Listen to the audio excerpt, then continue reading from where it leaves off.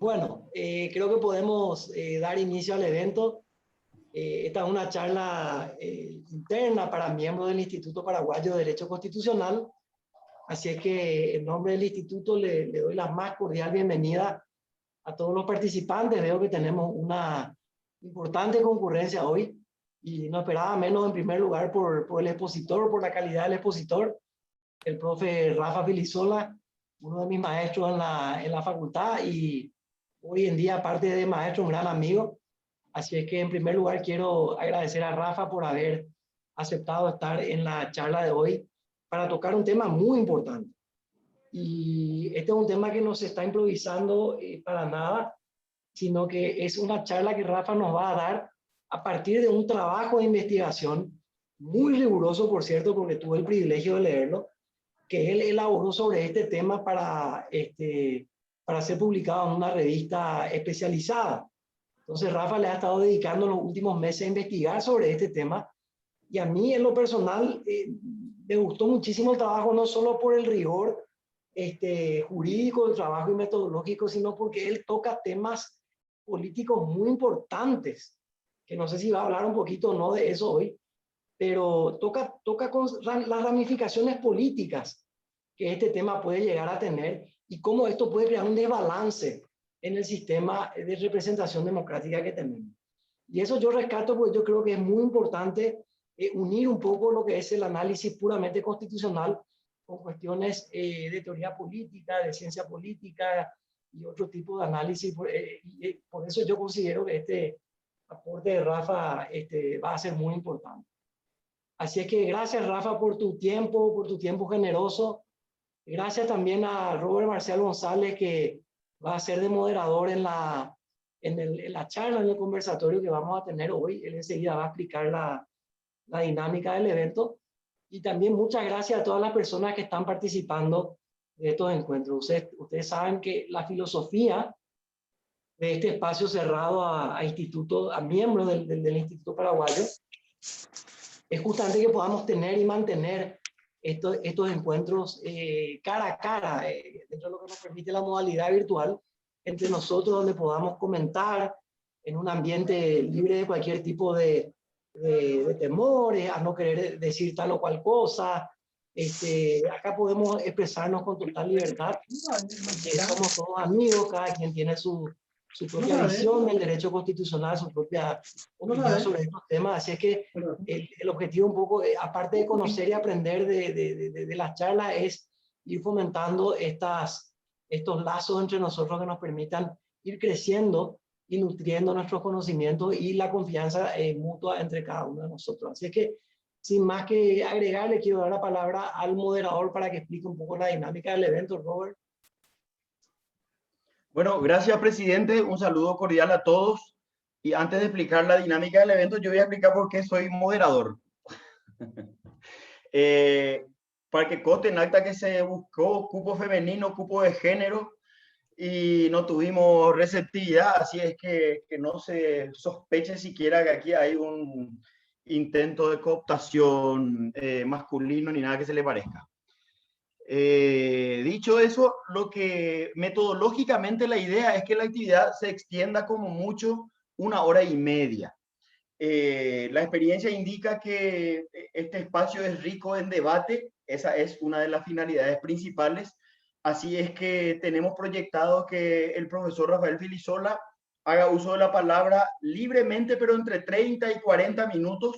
No te sientas, profe, compelido por el tiempo. Vos sabemos que tenés un trabajo que desarrollar, pero esa es un poco la idea, de tal manera que el resto de la jornada pueda generarse ese conversatorio y ese debate en torno a un tema que, como bien dijo el presidente, pisa el núcleo duro de la democracia constitucional, porque tiene, además de su componente jurídico, tiene una enorme carga política. Y acaso el principal desafío de nuestras debilitadas democracias occidentales pasa justamente por tratar de encontrar el punto de equilibrio entre la política y el derecho, entre la democracia y la constitución.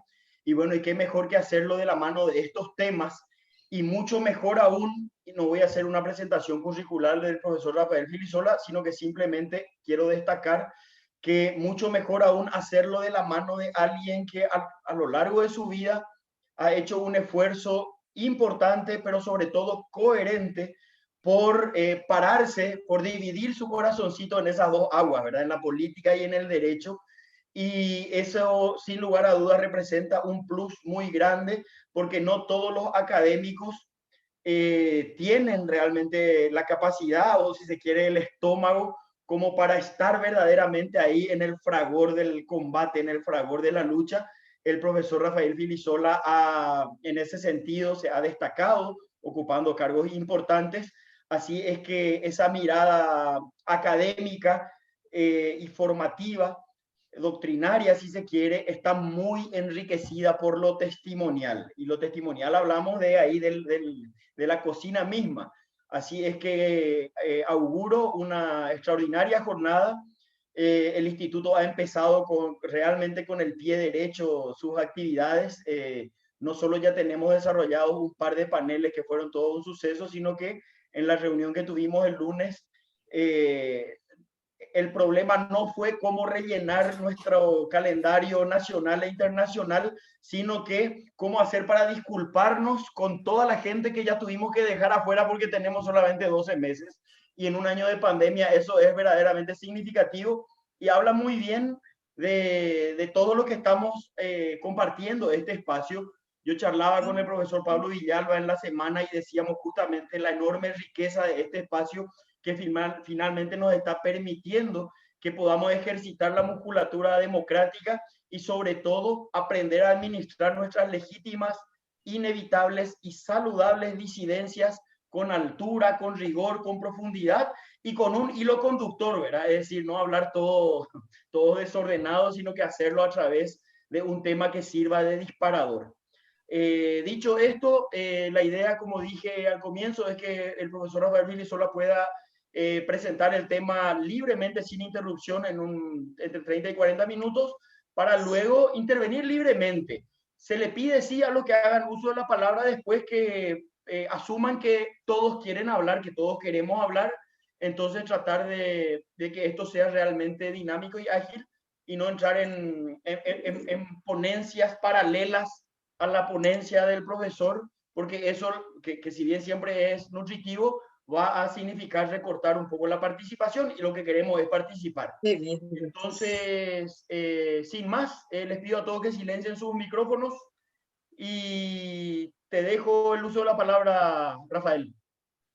Muchas gracias, Robert. Muchas gracias a Diego también por la presentación y sobre todo a todas y todos por esta posibilidad también de compartir este momento. Más que una charla sobre la pérdida de investidura dentro del contexto del derecho parlamentario, de la Constitución o del derecho constitucional, me quiero referir a una cuestión que puede resultar sumamente problemática en cuanto a la interpretación predominante de la norma que establece el procedimiento de la pérdida de investidura del artículo 201. Es un tema que me preocupó desde el principio cuando se empezó a hablar, cuando se estaba discutiendo el primer caso, surgieron las dudas acerca de cómo interpretar, pero actualmente me preocupa mucho más y más me preocupa que se haya discutido tan poco un tema como este desde una perspectiva académica. Y muy poco también en el Parlamento y muy poco ambiente para un debate sereno sobre este tema, sereno y riguroso. El problema le quiero plantear de la siguiente manera. Así como veo con la interpretación predominante, particularmente en la Cámara de Senadores, porque los casos que tenemos se dan en la Cámara de Senadores, esta interpretación puede servir como un precedente para un eventual proyecto autoritario que necesite o que quiera alterar la composición del Congreso o de alguna de sus cámaras.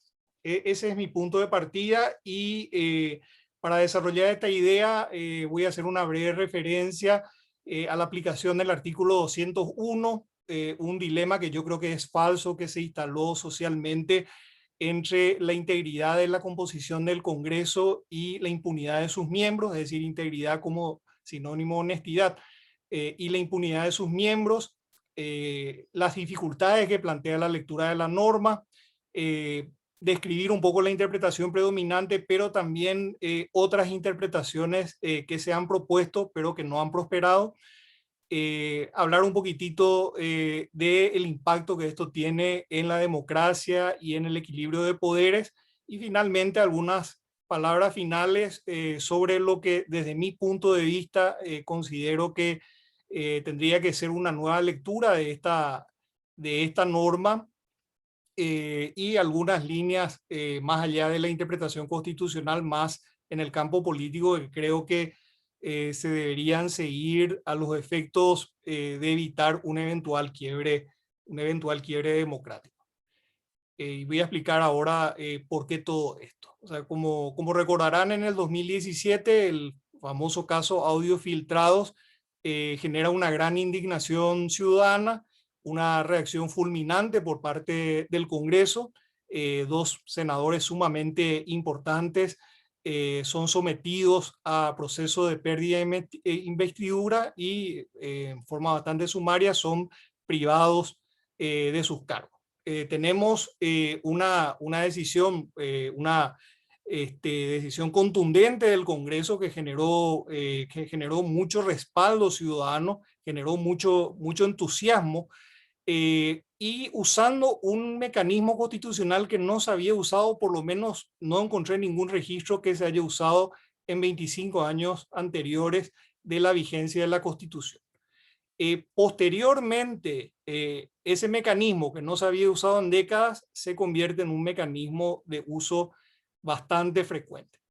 Y se instala un falso dilema, porque acá el problema se da justamente que, de acuerdo a la interpretación predominante, que es la interpretación que tiene un mayor respaldo, que basta una mayoría simple para privar de su investidura a un parlamentario, básicamente cualquier intento que se ha tenido por leer de una manera distinta ese artículo, o cualquier preocupación con relación a la salvaguarda de la protección de la integridad del Congreso, de la conformación democrática del Congreso, ha sido interpretada públicamente como un intento de blindar a los legisladores. Entonces, en ese contexto ha habido muy poco espacio para el debate. Entonces, más allá de los argumentos buenos, malos, para las medidas, si analizamos, en realidad son 8 procedimientos, porque tanto los senadores Oviedo Mato como Óscar González Daer fueron sometidos por los mismos hechos a 2 procedimientos de pérdida de investidura, en realidad porque habían sido reelegidos, y en el siguiente periodo legislativo, que fue poco después de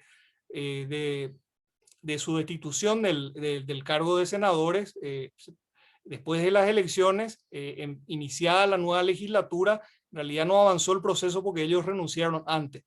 Pero después tuvimos 4 casos más. Yo no voy a entrar a valorar los casos. En la mayoría de los casos hubo razones, o hubo motivos, hubo justificaciones, y hubo una presión ciudadana importante para que se tomen tales medidas, y una satisfacción ciudadana también. Pero en este punto mi objetivo es solamente señalar que a partir de ese momento, el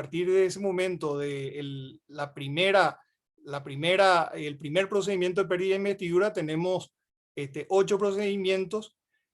No solamente eso, no solamente en este periodo 6, en realidad 6 parlamentarios perdieron sus bancas. Además, un partido político, el partido UNAC, se quedó sin representación. También el movimiento del ex senador paraguayo Cubas perdió su representación. Es decir, a la fecha ya tenemos una alteración importante de la Cámara de Senadores, por lo menos.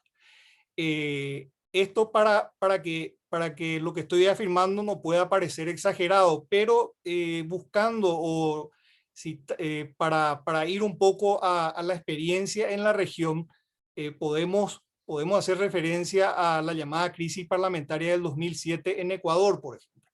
En Ecuador, cuando el entonces presidente Correa iniciaba su mandato, él había sido elegido sin candidatos, él no había presentado candidaturas al Congreso en su campaña electoral, o sea, fue elegido presidente sin tener un sector en el Parlamento que le apoye, y él impulsa una reforma constitucional que llega a tener el visto bueno de la máxima autoridad electoral, creo que era el Tribunal Superior Electoral. La Asamblea Legislativa reacciona contra el Tribunal Superior Electoral para impedir esa reforma. Se genera una crisis de poderes que resulta en la remoción de 57 legisladores. Finalmente, la reforma constitucional se hizo y la Asamblea Legislativa dejó de existir en la nueva constitución que fue formulada, que fue redactada en ese contexto. Entonces, no me parece, sobre todo con una política tan inestable como la que tenemos en nuestro país y en realidad en la región, no me parece una hipótesis descabellada que un gobierno que tenga una tendencia autoritaria y que vea un contrapeso en el Congreso o en alguna de las cámaras del Congreso pueda utilizar esta medida para, con una mayoría simple, alterar la composición del Congreso. Por ejemplo, iniciar el proceso de pérdida de investidura de los líderes más relevantes del Congreso. Ustedes pueden imaginar quiénes son los más influyentes y reemplazarlos por sus suplentes, que sería, vamos a decir, la versión más suave de un eventual golpe, de un golpe blanco que utilice este procedimiento.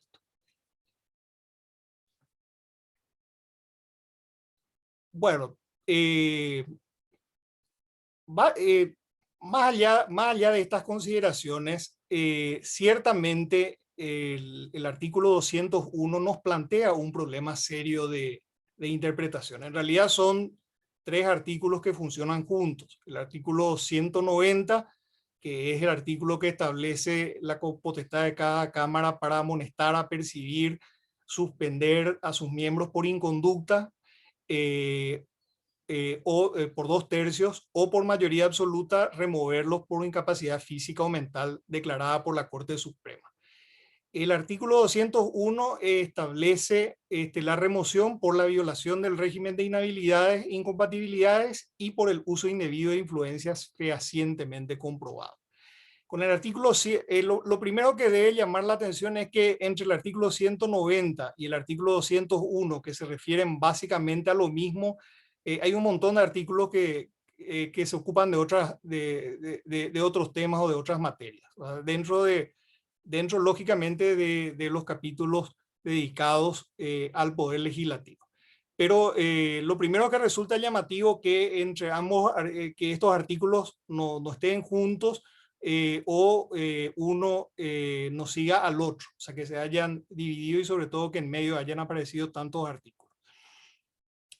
Lo segundo es, como vemos, el artículo 190 establece claramente quién tiene la autoridad para amonestar o para remover por incapacidad mental a los miembros a los miembros de cada cámara del Congreso y qué mayoría se necesita. Es decir, el artículo 190 no tiene un problema de interpretación. Pero el artículo 201 no establece expresamente la autoridad competente y tampoco establece expresamente la mayoría. Entonces, ahí es donde se generan 3 problemas, en realidad 4. Autoridad de aplicación, mayoría requerida y procedimiento, y un cuarto más que vamos a ver ahora. Pero en pocas palabras, estamos ante una norma totalmente atípica. Si vemos todos los procedimientos previstos en la Constitución para sancionar a un funcionario o cualquier procedimiento político, está revestido de una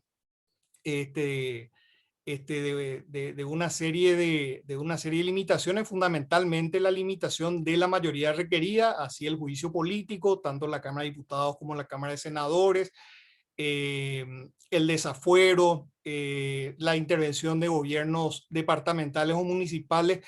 No vamos a encontrar una norma parecida donde un funcionario un alto funcionario esté sometido a algún procedimiento de características políticas. Yo por lo menos no tengo en mente, y que no requiera una mayoría especial. En este caso, la interpretación predominante, ¿qué es lo que sostiene? Que se aplica, que de acuerdo al artículo 185, como no hay una mayoría específicamente prevista, entonces es la más simple de las mayorías la que se aplica para remover a un parlamentario. Lo segundo es que, como vemos, una interpretación estrictamente literal de esta norma nos llega a una conclusión absurda. O sea, es más fácil remover a un senador o a un diputado que amonestar. Eso resulta muy evidente. Yo ciertamente no encontré mucho en el diario de sesiones, hablé con algunos constituyentes y aparentemente estamos ante una laguna, por un descuido del constituyente o algo que se habrá perdido en las actas. A lo mejor Emilio nos puede ilustrar mejor después en el debate. Así que, pero de todas maneras, así como se está interpretando, que es desde una perspectiva estrictamente literal y no sistémica, obviamente llegamos a esa conclusión. Si se quiere atacar a un parlamentario, no tiene ningún sentido amonestarle o suspenderle, porque eso requiere una mayoría de 2/3 y es mucho más fácil sencillamente presentar una cuestión de pérdida de investidura. Y el otro tema problemático desde mi punto de vista es que, además de que no tenemos esta salvaguarda de una mayoría calificada, o por lo menos expresamente en la norma, el concepto de uso indebido de influencias es sumamente vago, sobre todo cuando estamos hablando de parlamentarios. Fíjense, o sea, en este momento tenemos, aparte de los 6 parlamentarios que fueron removidos en este periodo, tenemos 3 parlamentarios denunciados. Uno fue denunciado por defender la posición de personas que estaban ocupando unas tierras aparentemente digo, ajenas o con problemas de título. Otro fue denunciado por el motivo contrario. Entonces, ¿cuántas hipótesis tenemos? O sea, ¿dónde está si los representantes justamente están ahí en el Parlamento defendiendo intereses, y es de esperarse que determinados parlamentarios tengan más afinidad con las organizaciones campesinas, es de esperar también que otros parlamentarios tengan más afinidad, qué sé yo, con organizaciones empresariales, pero siempre va a haber alguna afinidad, ya sea política, ya sea ideológica. Entonces, ¿dónde está el límite entre la representación que está ejerciendo el parlamentario y el uso indebido de influencia? Para mí resulta un límite sumamente difícil de determinar. Por supuesto, cuando imaginamos a un parlamentario presionando a jueces y fiscales para obtener una determinada sentencia, el caso no requiere un mayor problema, pero imaginemos un conflicto de tierra donde un parlamentario le defiende a los supuestos ocupantes y otros parlamentarios le defienden a los supuestos propietarios. Y hay un conflicto de títulos todos los parlamentarios están haciendo un uso indebido de influencias. Y podríamos imaginar miles de situaciones más, pero un parlamentario diariamente recibe muchísimas llamadas telefónicas, recibe reclamos en las calles, cuando está visitando un barrio, alguna localidad, recibe reclamos, y muchas veces esos reclamos se traducen en iniciativas y en propuestas. O sea, imagínense a lo que se expone si vamos a hacer una interpretación muy amplia de este artículo, a lo que se expone un parlamentario cada vez que está presentando un proyecto, y la cantidad de casos poco claros que se pueden presentar. Ponía un ejemplo de un caso que aparentemente, por lo menos desde el punto de vista bastante mayoritario, resulta muy claro, un caso de instrumentación de la justicia para beneficios particulares, pero a partir de ahí podemos encontrar muchos casos que no sean así de claros. Básicamente, yendo a la interpretación predominante, básicamente la interpretación predominante es que la autoridad competente para disponer la pérdida de investidura es cada Cámara del Congreso y que se requiere una simple mayoría del artículo 185. Sin embargo, han habido otras posiciones. Por ejemplo, el senador Monge, por ejemplo, ha sostenido que fehacientemente comprobado significa que haya una sentencia judicial firme y ejecutoria. Él vota sistemáticamente contra todas las pérdidas de investidura porque considera que tiene que haber previamente una sentencia firme y ejecutoriada. Yo no estoy tan seguro que eso sea así, personalmente no me inclino hacia esa salida por razones a las que me voy a referir después.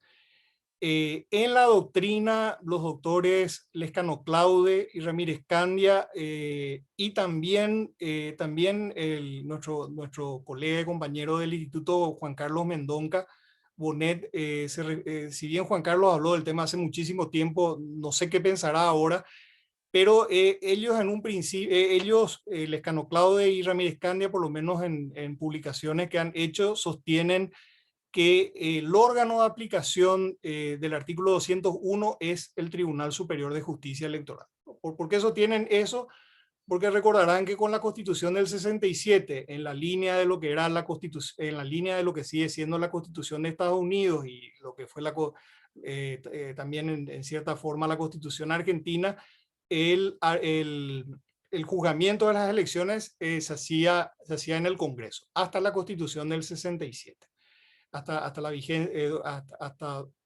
que terminó la vigencia de la Constitución del 67. Pero con la Constitución del 92 eso va al Tribunal Superior de Justicia Electoral, que habla que le corresponde a la justicia electoral el juzgamiento de los títulos de quienes resulten electos, además del juzgamiento de las elecciones.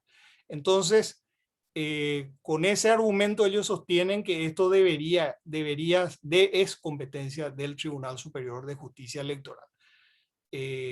Juan Carlos escribió esto cuando esto era una teoría. Yo creo que es uno de los primeros que notó este problema que se podía presentar en algún momento. Y se presentó un proyecto de ley en la Cámara de Diputados reglamentando el artículo 201 en esta línea, pero no tengo entendido que ni siquiera fue aprobado en la Cámara de Diputados. O sea, no hubo ambiente, o sea, este proyecto fue totalmente descalificado. No tanto por un debate constitucional, sino más bien porque se consideró, se le etiquetó como un intento de blanquear a los legisladores. El senador Ayala sostiene que el artículo 201 y, bueno, el profesor Juan Carlos Mendonca también en una obra donde se refirió muchísimo al tema, sostiene que el artículo 201, que al principio habla de que podrán ser removidos, además de en los casos no previstos, se remite expresamente al artículo 190. Entonces él dice que al remitirse el artículo 201 al artículo 190, entonces ambos artículos tienen que ser leídos en forma concordante. El doctor Juan Carlos Mendonca dice que el artículo 201 es una norma incompleta y dependiente que por lo tanto tiene que ser leída de conformidad con el artículo 190. Probablemente también ha habido un debate, por ejemplo el senador Ríos ha planteado que la mayoría sea de la mitad más uno, una mayoría absoluta de la mitad más uno, el senador Silva Facetti que sea de 2/3, pero no desarrollaron mucho sus ideas. Pero básicamente estos son los criterios que se han sostenido dentro de un debate muy difícil de llevar adelante por las etiquetas y por las descalificaciones. Básicamente esto nos genera un problema que para mí es serio. O sea, debe ser tan fácil remover a un legislador, o debería ser tan fácil remover a un legislador. Es decir, una mayoría simple basta para interrumpir un mandato electivo. Estamos hablando de, qué sé yo, una decena de senadores y un poco más de diputados. Básicamente de eso hablamos en términos teóricos, a pesar de que hasta este momento nunca se dio. En general, el Senado, dentro de todo, actuó con bastante prudencia en cuanto al tema de las mayorías. Si bien siempre se dio por sentada la interpretación mayoritaria de que estamos hablando de una simple mayoría, si vemos todos los casos en general tuvieron una mayoría superior a la de las 2/3 partes del total de miembros. Salvo en el caso de Paraguayo Cubas, que ahí es donde yo creo que se encienden las alarmas, porque el caso de Paraguayo Cubas, que ya había sido sancionado en 2 ocasiones anteriores, que bueno, no viene al caso hablar de todas las inconductas que él protagonizó en el Parlamento, pero si analizamos el caso por el cual hay 2 cuestiones con relación al caso de Paraguayo Cubas. Uno, si analizamos el caso por el cual él fue cuestionado, vamos a encontrarnos que podemos hablar de prepotencia, podemos hablar de un exabrupto, podemos hablar de muchas cosas, pero muy difícilmente podemos justificar que se trate de un caso de uso indebido de influencias. A pesar de que el uso indebido de influencias no está definido en ningún lado, en una ley ni en ningún reglamento. Y lo segundo es que no hubo ese acuerdo que hubo en los demás casos. O sea, se rompió esa línea. En general, salvo el caso de Monge, que siempre votaba en contra, y unos cuantos votos testimoniales más, en general, cuando se tomaba una decisión, se estudiaba y normalmente había una amplia mayoría cuando eso llegaba ya al pleno. En el caso de Paraguayo Cubas no hubo esa amplia mayoría, si bien ciertamente hubo creo que alcanzaron la mayoría absoluta. Entonces, acá es donde creo que hay un problema con el sonido. Bueno, acá es donde yo creo que se evidencia el riesgo de que en un eventual futuro esto pueda ser utilizado como una forma de perseguir a un parlamentario. Y este realmente es un debate bastante complejo y yo creo que hay que hablar también del contexto. Voy a repetir esto, el Parlamento en general es mal visto, tiene mala prensa, tiene mala imagen, las inmunidades y los llamados privilegios parlamentarios más aún son peor vistos. Pero sin embargo tenemos que aislar esa imagen y esa percepción ciudadana porque estamos hablando no solamente de interrumpir mandatos electivos, de romper con la representación, sino y fíjense, hay partidos que se han quedado sin representación parlamentaria. Eso ya ha ocurrido. Ahí yo me pregunto si cuando en el caso de Paraguayo Cuba, ¿cuál era el mayor interés? ¿Que pierdan su investidura o que algún sector político se quede con su banca? O sea, yo me pregunto muy sinceramente me pregunto eso. Además, y hago una digresión acá, ese tema de las suplencias me parece un tema bastante sencillo de resolver, pero veo muy poca voluntad en el Congreso de que se resuelva. El hecho de que hay parlamentarios que no tienen suplente, por el tema de que hay más, sobre todo en el Senado, hay más senadores titulares que senadores suplentes. Entonces, si la cuota, hay un umbral hay un umbral de hecho para acceder a las suplencias. Un sector político puede tener una senaduría titular allá por el número, a partir del número 30, a partir del número 31, ya no los parlamentarios electos, los sectores que acceden a una banca en el Senado ya no tienen suplente.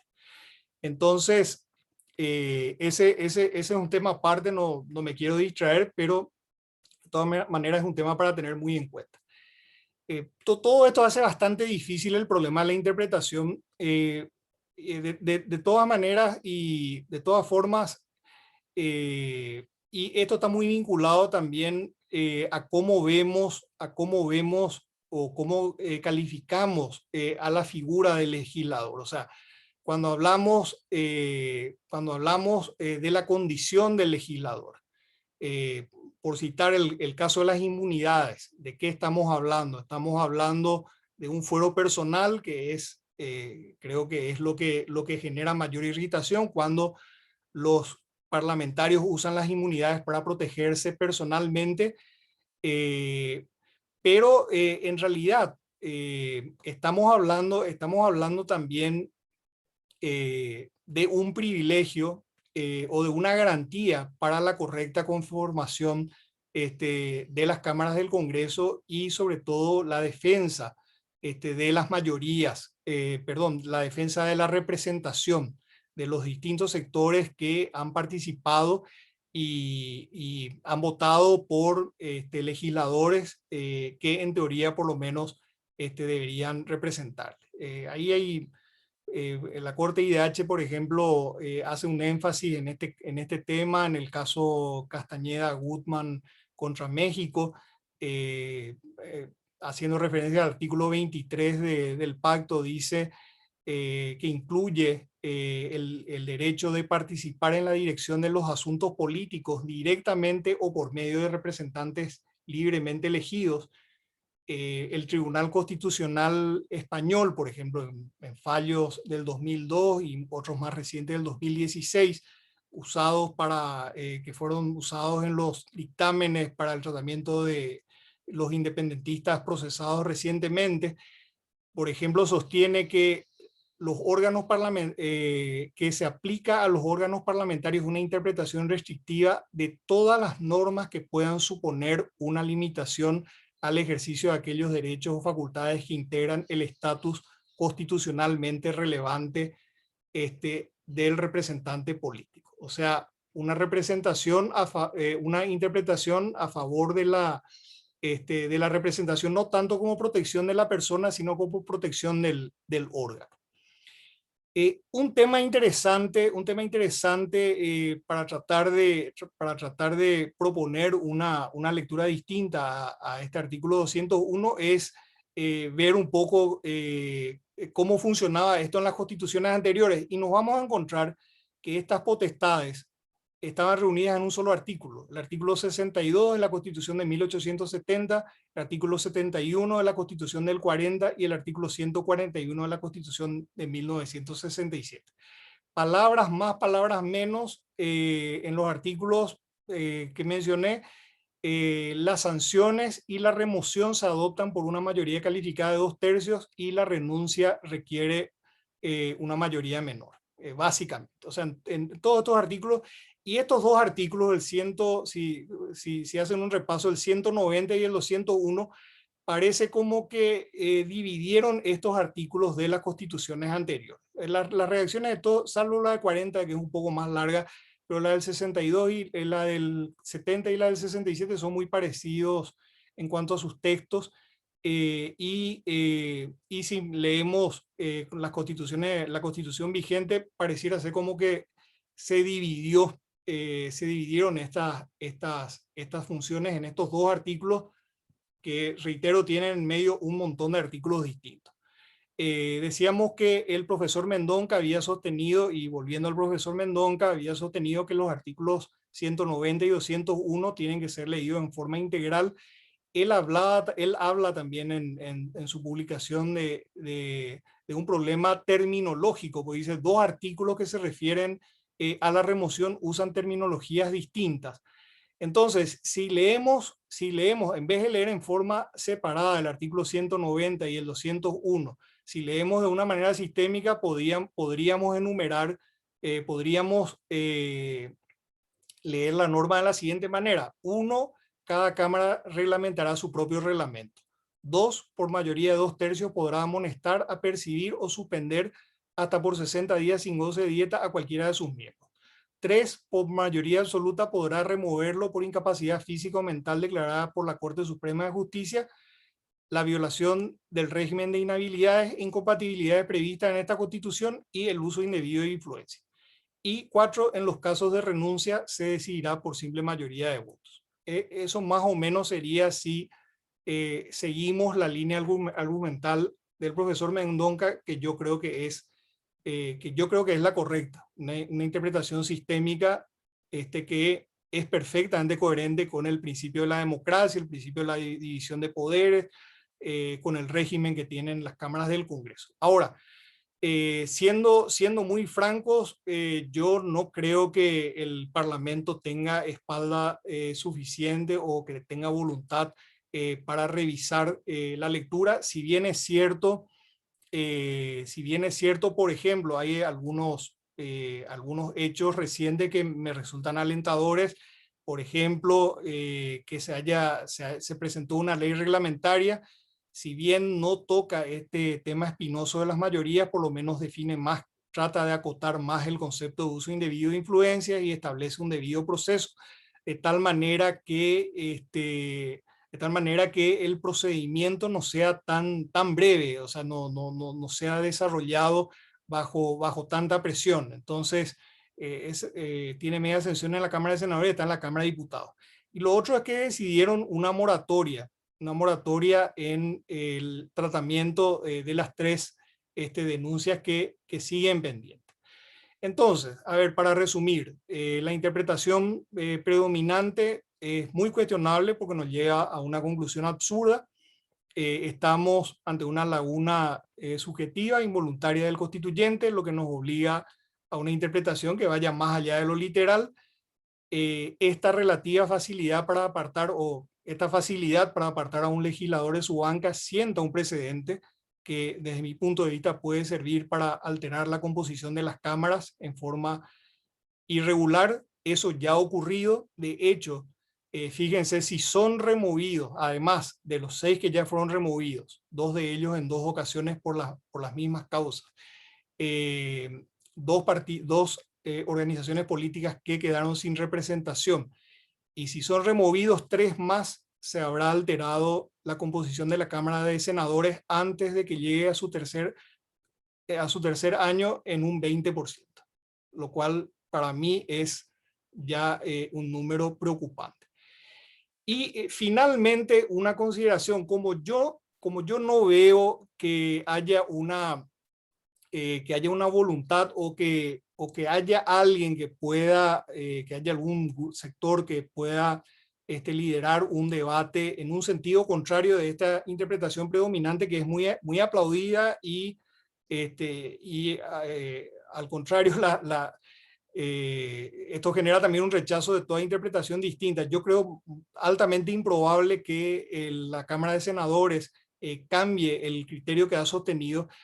Creo que por lo menos se debería volver a lo que a la línea que y tampoco la ley tampoco va a resolver el tema de las mayorías. Sí resuelve en cierta manera un debido proceso, por lo menos, y que la cosa no se resuelva en 2 días, pero no resuelve el problema de la mayoría, que sigue siendo una mayoría simple. Entonces yo creo que esto solamente se puede encarar desde el punto de vista de una convención parlamentaria, una convención constitucional. Digo convención como una suerte de costumbre en los términos de lo que se entiende por convención constitucional, sobre todo en el derecho británico.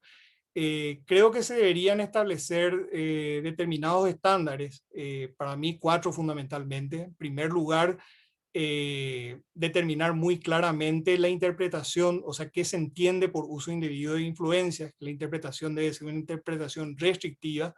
En segundo lugar, que es una medida que se debe tomar solo cuando existen evidencias muy fuertes, o sea, cuando, en cierta manera, como dice la Constitución, cuando los hechos realmente están fehacientemente comprobados. Tiene que ser un recurso excepcional ante casos muy claros y frente a la falta de acción de otros órganos competentes. Y no se debería, esto por supuesto es una cuestión convencional, que debería ser una cuestión convencional, que no se debería remover a legisladores cuando no existe una amplia mayoría favorable, independientemente del alcance del artículo 201. Sé que, como bien advierte la doctrina, el tema de las costumbres o o de las convenciones no tienen la rigidez que tiene una norma. O sea, una convención puede ser cambiada por otra, pero de todas maneras sería un avance si por lo menos existe un consenso, además de la ley que se tiene que aprobar, y por lo menos un consenso en este sentido podría ayudar a tratar con la mayor prudencia posible los siguientes casos que se presentan. Y muchas gracias por la atención. Gracias a vos, profesor, por la charla. Excelente el planteo, ajustado al tiempo asignado. Y bueno, hay muchas interrogantes, muchos temas para conversar. Rescato que planteaste el problema y al mismo tiempo ofreciste una alternativa de solución, y eso, para mi gusto, ayuda mucho más todavía a generar polémica y a enriquecer el intercambio. Así es que abro el uso de la palabra. Es cuestión de que me levanten la manito. Yo soy de la idea de que hablemos y no solo que nos escribamos, para que podamos, para que esto sea más interactivo. Y sí le pido a los que intervengan que sean moderados en el uso de la palabra para que esto sea lo más participativo posible. Le tengo a Fátima en primer lugar, a David en segundo término, a Adriana en tercer orden. ¿Qué tal? Buenas tardes a todos. Muchas gracias, Rafa, por la presentación. Leyendo la Constitución me llama, o sea, pongo de manifiesto, porque creo que en el fondo sé la respuesta, que es que no hay una respuesta. En la redacción del 190 me llama la atención que por mayoría absoluta podrá removerlo por incapacidad física o mental declarada por la Corte Suprema de Justicia. A mí esta redacción me llama la atención, que sí que la Corte es la que tiene que decir quién está con incapacidad física o mental. O sea, sé que hasta ahora no se presentó un caso así, pero en el hipotético caso que alguien quiera alegar el senador fulano tiene problemas mentales, o sea, es la Corte la que declara esa incapacidad. ¿Y con qué procedimiento? Si las insanías tienen su propio procedimiento, o sea, cuando dicen Corte Suprema de Justicia, ¿quién sería? ¿El Pleno de la Corte? ¿Una de las salas? O sea, nunca presté atención y me llamó la atención esta redacción, y eso nomás quería consultarte, Rafa, al respecto. Gracias. Sí, yo realmente, para no extenderme mucho, no me refería a eso en particular, pero fíjense que de todas maneras ahí los constituyentes se cuidaron de establecer un procedimiento para que la remoción de un legislador por insanía no sea arbitrario. Entonces, le dieron la competencia a la Corte de hacer de expedirse previamente. Supongo que si se presenta algún caso, la Corte va a llamar a especialistas o va a hacer algo por el estilo, pero de todas maneras se fijan cómo en todos los casos tenemos procedimientos agravados, pero no en el caso. Es más, hasta en el mismo artículo 201, si miramos la remoción por haber incurrido en el régimen de inhabilidades, también las inhabilidades están claramente definidas en la Constitución. Tampoco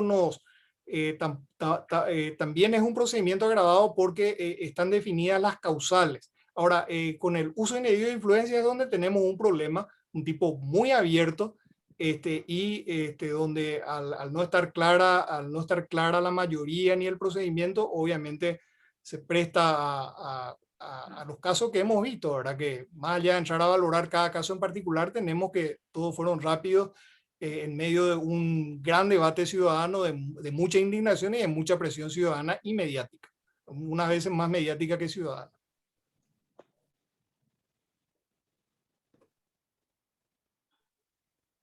Adelante, Adriana. Creo que Javier estaba antes, pero bueno, voy a tomar la palabra, si me da permiso. Gracias. Bueno, en este caso la pregunta es la siguiente, doctor Filisola. En el caso del juicio político, mucho se habla de que se tiene que interpretar el derecho de la persona que es sometida, por ejemplo, en el juicio político, a la luz del artículo 17 de los derechos procesales, ¿verdad? ¿Por qué? Porque en ese caso trae aparejado una sanción que es la pérdida del cargo, ¿verdad?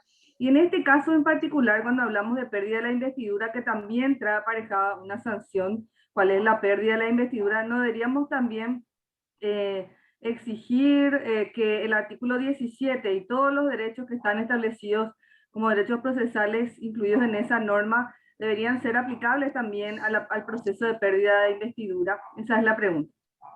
Sí, totalmente de acuerdo. Es que, de hecho, si uno revisa los 8, bueno, los 6 casos en realidad, porque la segunda, en realidad, la segunda vez, los senadores González Dario y Vivo Mato renunciaron a sus cargos, pero sabiendo que se les iba a someter nuevamente al proceso. O sea, en realidad renunciaron por la presión. Pero si nosotros, si vemos, o sea, formalmente hubo un debido proceso en el sentido de que se les dio la oportunidad de comparecer y de defenderse y todo lo demás. Ahora, tenemos que ver ahí cuál es nuestro estándar de debido proceso, porque en realidad fueron procedimientos muy rápidos, con muy poco tiempo para defenderse, en todos los casos, ¿verdad? Y marcado por una fuerte campaña ciudadana o mediática. Obviamente, desde mi punto de vista, y eso va a ser muy interesante el fallo el fallo de la Corte IDH sobre los juicios políticos contra Ríos Ábalos y el fallecido doctor Fernández Gadea. Pero evidentemente el estándar probatorio, el estándar de debido proceso no puede ser el mismo, por ejemplo, desde mi punto de vista por lo menos, para un proceso penal donde alguien se expone, qué sé yo, a una pena de décadas de privación de libertad, o en un proceso civil donde alguien se expone a perder un bien de mucho valor, no puede ser el mismo que en estos procesos donde en realidad se habla de la remoción del cargo. La Constitución de los Estados Unidos, por ejemplo, además de la remoción del cargo, no tanto en la Constitución, pero además de la remoción del cargo pueden haber otras consecuencias. Pero nuestra Constitución es exclusivamente remoción del cargo y eventualmente después remitir los antecedentes a la justicia ordinaria. Pero sí, yo creo que en general se debe dar se deben garantizar esos principios que están previstos con relación al debido proceso en la Constitución y en la Convención, pero obviamente no se puede asimilar totalmente, un juicio político, una pérdida de investidura con un proceso penal. Sería, o sea, llegar a eso, bueno, además sería imposible. O sea, ¿cómo hacemos que los senadores sean independientes e imparciales?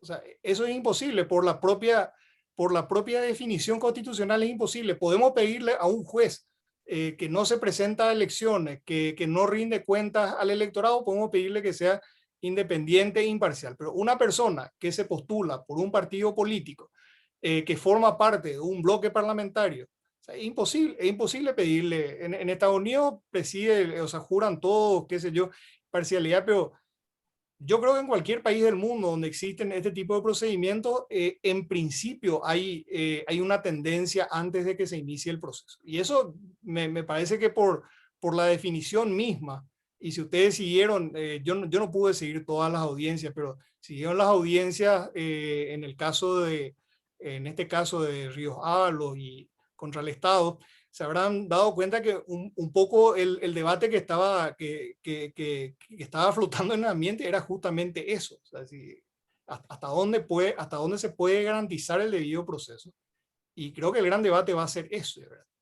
Pero sí, yo creo que el hecho de que la persona que está indiciada tenga libertad de defenderse, se tiene que garantizar, y creo que la única forma es dando más plazo, porque de esa manera se puede revertir la opinión dentro de la propia Cámara, pero sobre todo se puede reducir la presión mediática y que vienen muy juntas, la presión de la opinión pública y la presión mediática. Se puede reducir en parte. Y inclusive se puede cambiar. Yo recuerdo que en el juicio contra Ríos Ábalos y el doctor Fernández Gadea, yo recuerdo que su defensa fue muy bien recibida. Y hubo un momento en el cual la opinión pública tuvo una visión muy crítica sobre la acusación de la Cámara de Diputados, que fui uno de los que presenté justamente la acusación de la Cámara de Diputados, y fuimos muy criticados y todo lo demás, y realmente los votos se resolvieron ya cuando estábamos en el momento de la pérdida de la investidura, perdón, de los alegatos finales. Javid. Buenas noches, ¿qué tal, profe? Espectacular tu charla. Bien, Gracias. bien, gracias. Quiero hacer unos comentarios que me llevan a una pregunta. me parece que el 190 no regula el supuesto de pérdida de investidura por el uso indebido de influencia fehacientemente comprobado. Regula otros supuestos que están ahí, ¿verdad?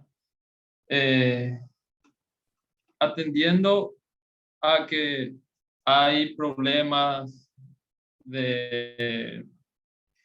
atendiendo a que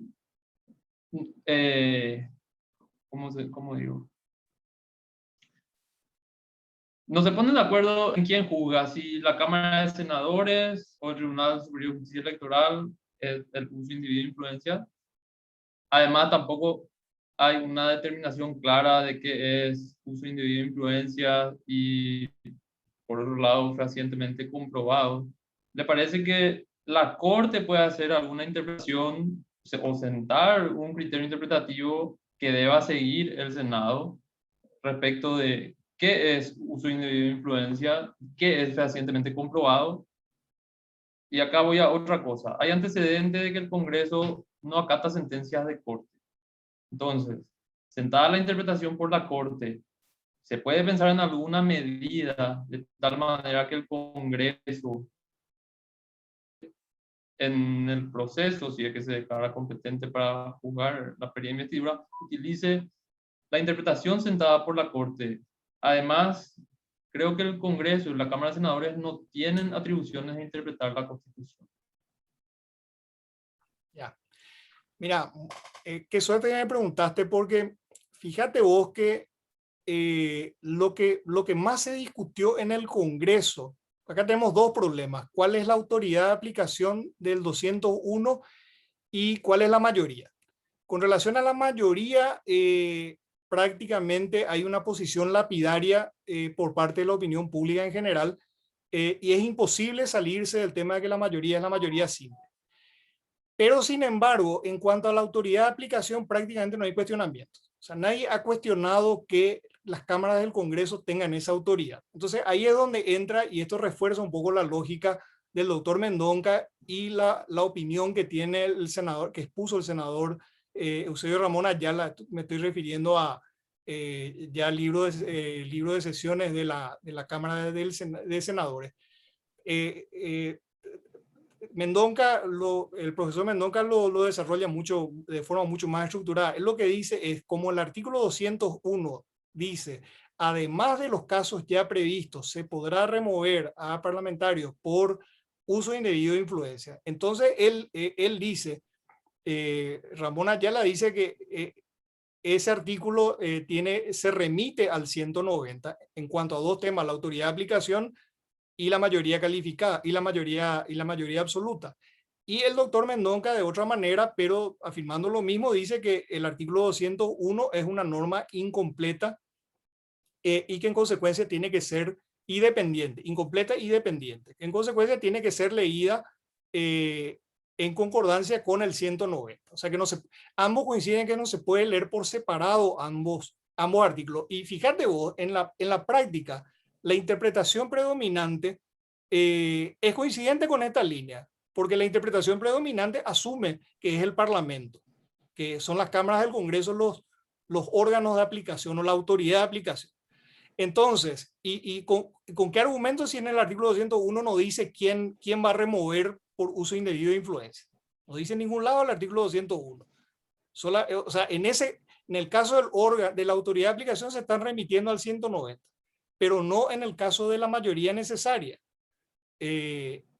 básicamente. Y bueno, con relación al tema de la Corte, yo personalmente no soy muy partidario de que la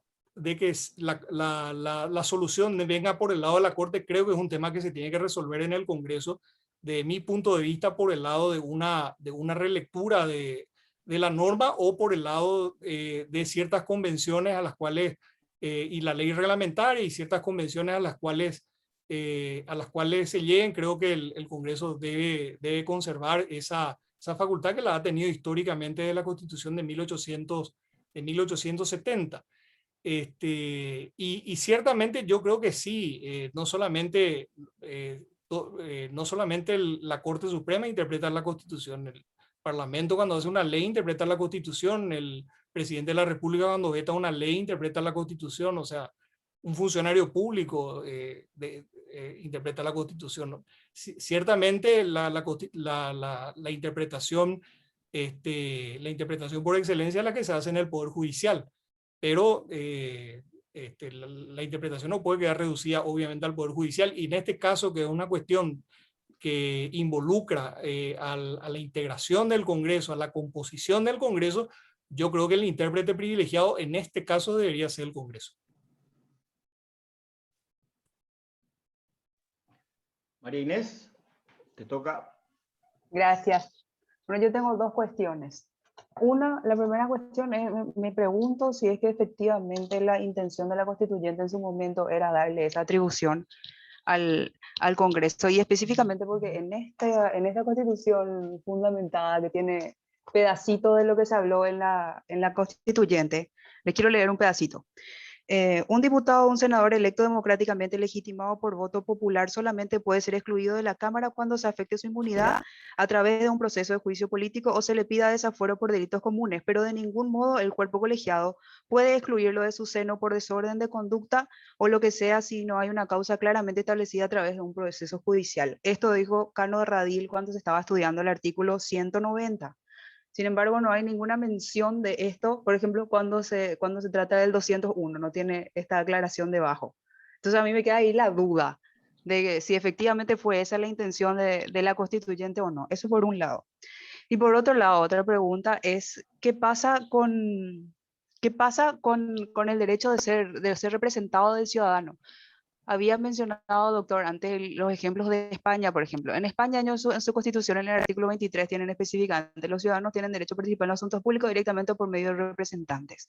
Yo creo que nosotros no tenemos un artículo tal cual en nuestra constitución, así de que yo tengo derecho a ser representada en asuntos públicos, y por ende me están afectando a mí mi derecho de ciudadana cuando le están quitando a la persona a la que yo elegí, más todavía cuando le ponen de suplente a una persona que ni siquiera es del mismo partido. Este artículo se interpretó extensivamente, por ejemplo, en los casos cuando no le dejaron jurar a la gente de ETA y las personas del País Vasco, los que nos juraban por la Constitución. Entonces, son esas mis dos preguntas. Por un lado, si es que ustedes piensan, ¿verdad?, que la constituyente efectivamente tenía eso en mente, y que dónde queda el derecho al representado. Gracias. Sí, yo creo que con relación a lo primero es, por lo menos a los que consulté, a los constituyentes que consulté, me dijeron, a lo mejor Emilio que está anotado, a lo mejor tiene la precisa, ¿verdad? Ahora es tan difícil porque evidentemente al final lo que, sea cual sea el caso, ¿verdad?, sea la hipótesis que vos planteas, o sea la otra hipótesis, ¿verdad?, la del senador Ayala y la del doctor Mendonca, en cualquiera de los casos el artículo está está incompleto, o sea, no tenemos una solución. Y un poco yo mencionaba el tema, porque el tema, lo que vos decís, lo del artículo, lo de la Constitución española y esos precedentes que citas, los fueros están muy mal vistos, las inmunidades también, y uno mira un poco en el debate comparado, y prácticamente pareciera ser que estamos ante instituciones ya anacrónicas. De hecho, fíjense que prácticamente todos los, que a mí me parece una exageración, antes yo recuerdo que se revisaba cada expediente que llegaba del Poder Judicial y había un debate sobre cada expediente antes de otorgar el desafuero. Pero en este momento es prácticamente un procedimiento automático, es decir, hay una imputación, automáticamente el juez de garantía da curso a la imputación, y prácticamente automáticamente, meses más, meses menos, las cámaras del Congreso otorgan el desafuero. Creo que pasamos de un extremo donde prácticamente no se autorizaban desafueros a otro extremo donde se autoriza cualquier desafuero. El único caso que recuerdo de desafuero que no se autorizó es un caso reciente, acción privada, de demanda de Blas Llano contra Carlos Amarilla por difamación y calumnia o algo parecido. Ese fue el único desafuero que fue debatido y fue rechazado en la Cámara de Senadores. Después van a ver, o sea, con razón o sin razón, pero lo preocupante es que el desafuero se da automáticamente, o sea, se da por sentado. Lo cual por un lado está bien en el sentido de reconocer que los parlamentarios tienen que dar cuenta a la justicia, pero si esto se convierte en costumbre también se sienta un precedente de que finalmente el fuero que está previsto desde la Revolución Francesa para proteger a un parlamentario de una persecución desde el Poder Ejecutivo o desde el Poder Ejecutivo a través del Poder Judicial se pueda realizar sin mayores problemas. En fin, este debate se remonta a la Revolución Francesa, así que probablemente muy poco es lo que podamos sumar ahora, pero ciertamente es un tema conflictivo. Emilio me está por tirar algo. Por antes de dar la palabra, el profesor Emilio Camacho, pero te voy a contradecir ligeramente, profesor. Es muchísimo lo que se puede sumar a partir de este tipo de ejercicios. Adelante, Emilio. Después Camilo. Sí, yo voy a dar conclusiones, especialmente porque la ponencia de Rafael fue tan excelente que permite responder con conclusiones. Uno, Rafael, el problema fundamental que no se ha reglamentado acá. Simple. Se reglamentó varias veces, hubo media sanción, hubo resoluciones, hay leyes, y ABC hizo que se derogue la reglamentación del juicio político, hizo que se derogue la reglamentación de la investidura, porque no es como ellos quieren. Dos, también hay que, cuando hablamos de pérdida de investidura, tenemos que atender que estamos hablando del artículo 3 de la Constitución. No, del 3 de la Constitución, del equilibrio. Vos le quitaste la posición al Congreso y matás, y le va a elegir a 3 ministros de la Corte como gobernante. Simple. En eso hay consenso. Y quiero leer algo de 1791, en el sentido moderno de inmunidad, porque antes eran dioses. Y el senador norteamericano es un dios, hasta hoy. Ya en 1789, la Constitución francesa incorporó la inmunidad absoluta. Y Mirabeau redactó el gran jurista francés. Y después hubo un interregno ahí, se quiso quitar, pero quedó ahí. Tienen todas las constituciones. Todas tienen. Ese es el segundo lugar. En tercer lugar, también hay que tener en cuenta, Rafa, no hay conflicto sobre quién decide el 201. El Congreso es. No hay conflicto. Ningún conflicto no hay. Nunca hubo conflicto. Lo que dicen algunos senadores es, yo voy a votar la pérdida de investidura cuando me traiga sentencia de que él utilizó indebidamente. Por eso es muy distinto a ceder la jurisdicción. 4. No se puede equiparar el juicio político, lo digo yo, que como defensor fui víctima, jamás con el artículo 17 de la Constitución. Este tiene como 18 garantías. No se puede equiparar. Este es el arma para, si no tenéis inmunidades, no tenéis Congreso. Alguien citó el caso de España. En 1988, un terrorista de 25 años fue electo diputado. Y la policía le sacó de la cárcel. Le llevó, juró con esta palabra, juran hasta ahora los vascos, por imperativo constitucional. Usted para saltar lo que señaló muy bien la compañera.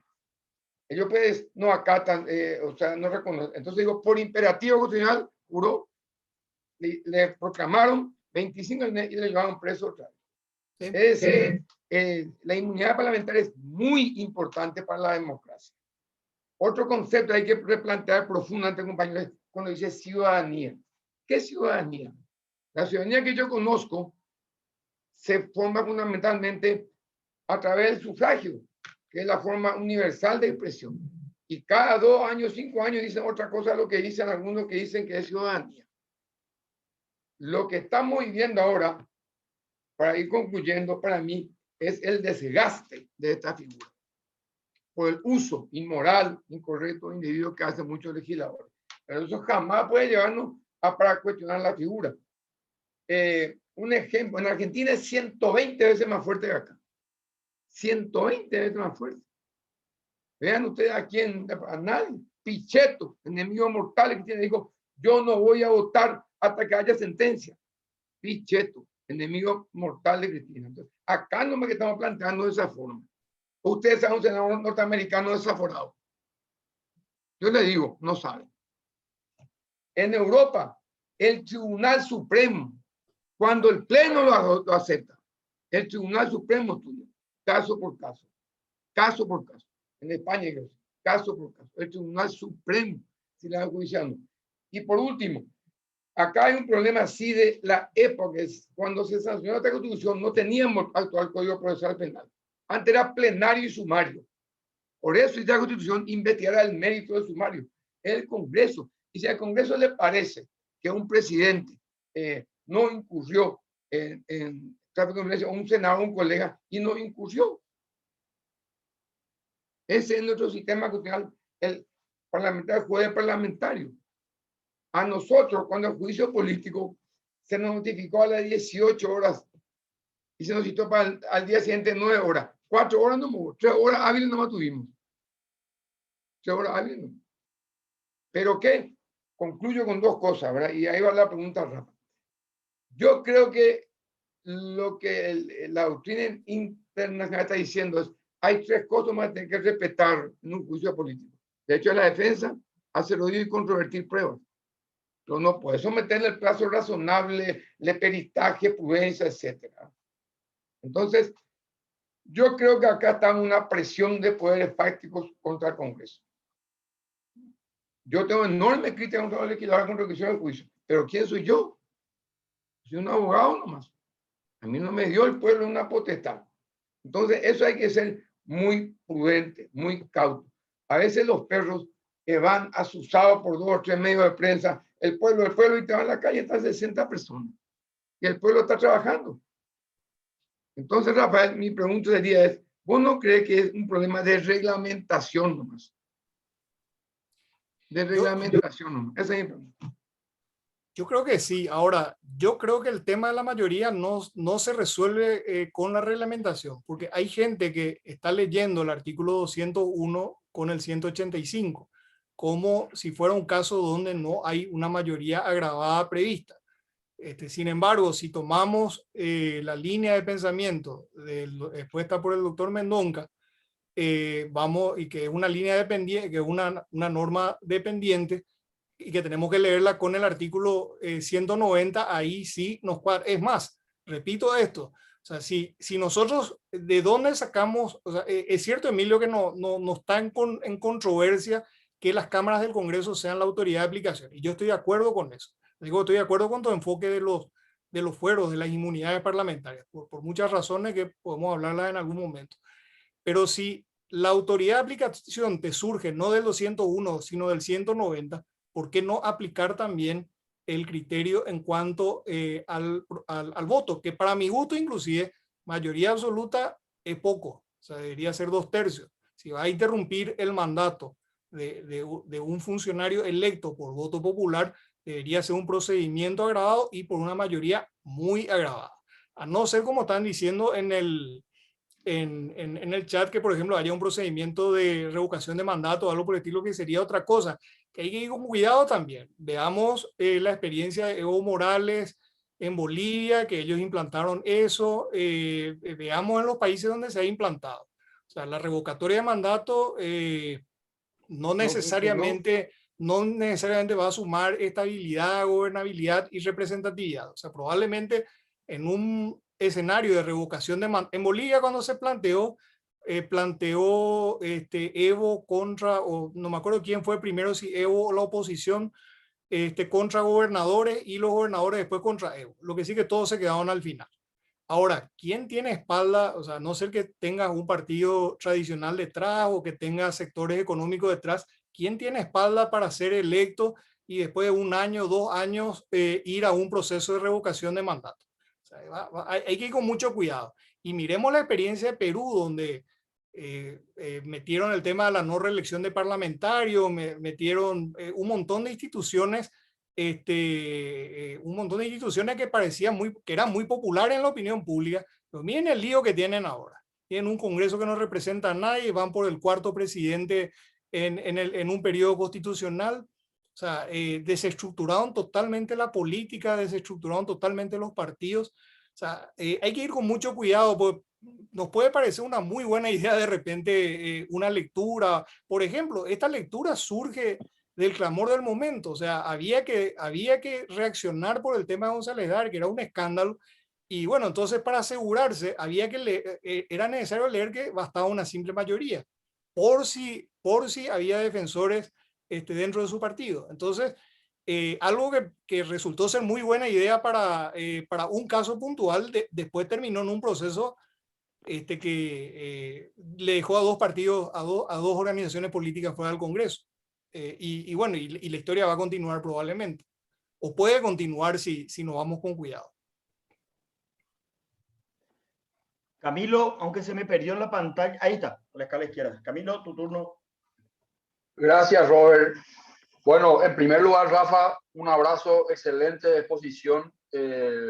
Tomé nota cuidadosamente de varias de las observaciones y comentarios que hiciste. Coincido contigo en el temor y en la preocupación sobre el impacto que tiene la pérdida de investidura en la representación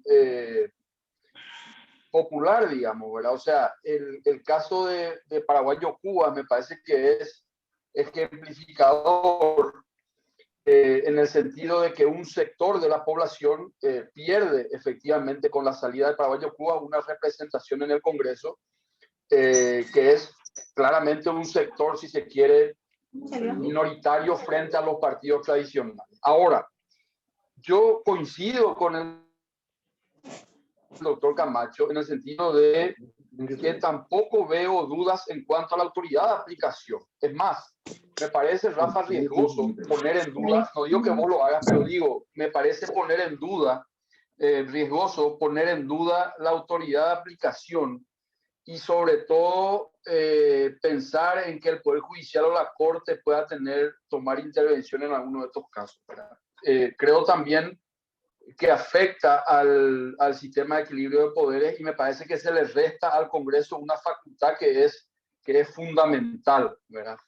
Y ahora que lo dijiste, realmente leyendo el 201 y el 190, yo entiendo que el 190 le concede esa atribución muy claramente al Congreso para mí, esa lectura del 190.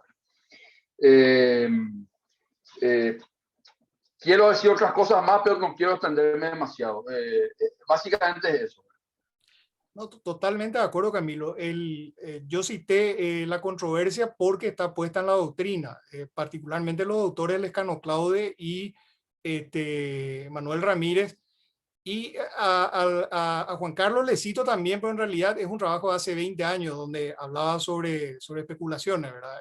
Más reciente es lo de Lescano y lo de Ramírez. Pero ciertamente en el Parlamento, dentro del Parlamento por lo menos no se ha dado esa controversia, ¿sí? Fuera en la doctrina sobre la autoridad de aplicación.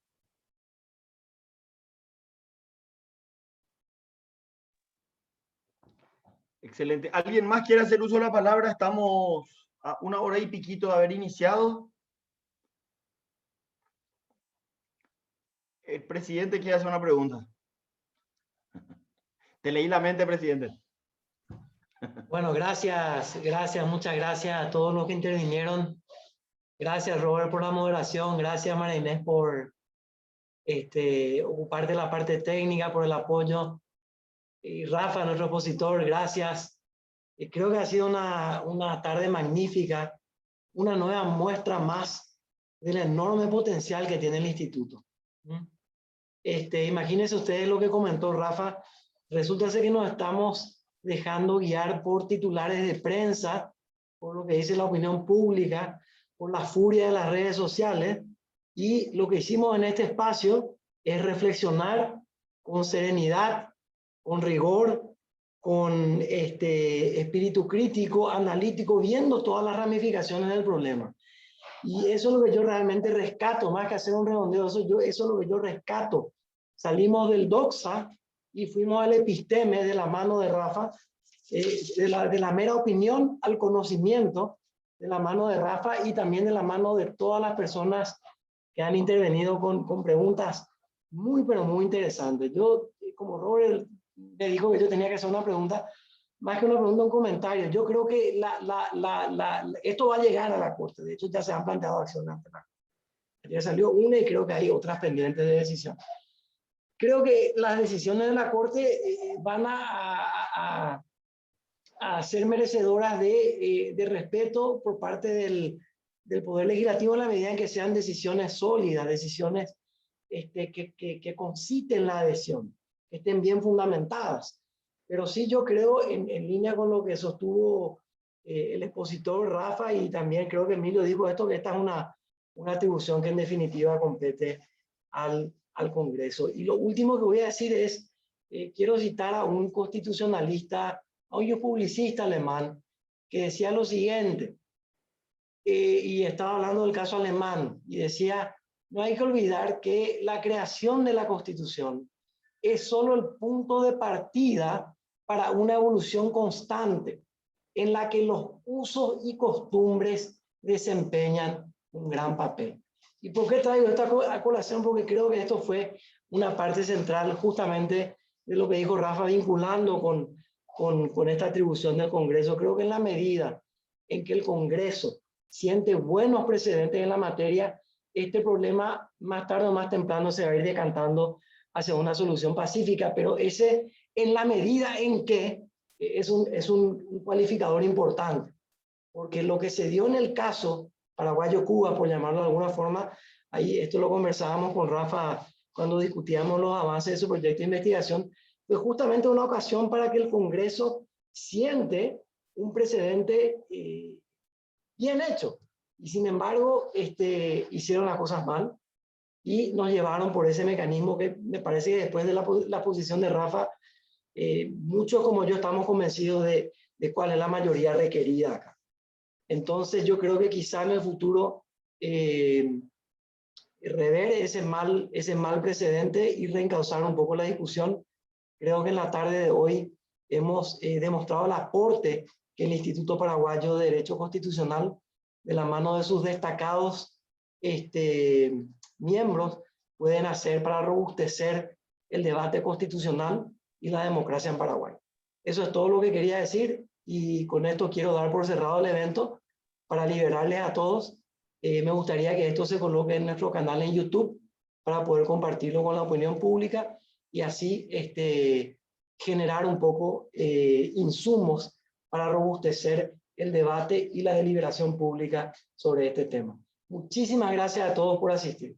Gracias, Rafa. Gracias, Robert. Gracias, María Inés. Gracias a todos los que participaron. Hasta luego. Adiós. Chao, chao. Excelente. Chao, chao.